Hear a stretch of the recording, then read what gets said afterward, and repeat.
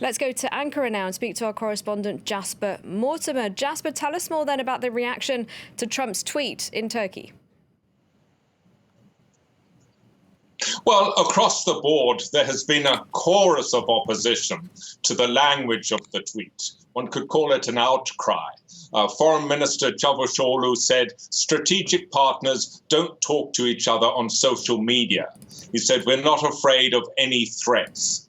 Then he said, this nation will bear hunger and thirst to fight terrorism as it did in Kut al-Amara and Çanakkale in 1915.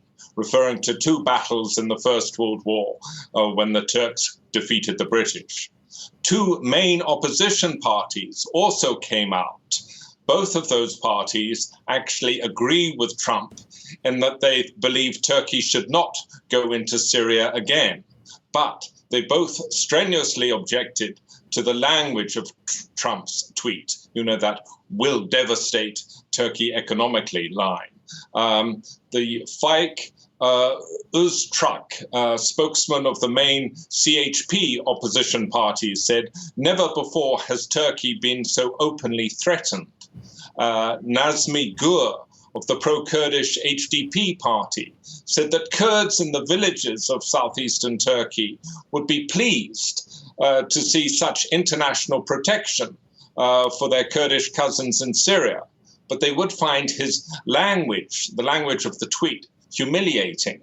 The media, the popular but respected NTV channel, called Trump's tweet a new Johnson letter, referring to the letter that President Lyndon Johnson wrote to Turkey in 1964, warning it not to go into Cyprus, a letter that worked because Turkey didn't go into Cyprus for another 10 years. Jasper, the essence of Donald Trump's message was don't attack the Syrian Kurds. Do you think Turkey will heed that warning, or do you think it'll go ahead and attack the Syrian Kurdish militia, the YPG? Well, that is the question, and we don't know. President Recep Tayyip Erdogan will probably respond tomorrow in his weekly address to his parliamentary caucus. But certainly Trump's tweet raises the stakes. America has intensified its opposition to a Turkish incursion of Syria. And it's not only the US that opposes Turkey going into Syria. Russia has said that when the US pulls out, Syrian government forces should move in and fill the gap.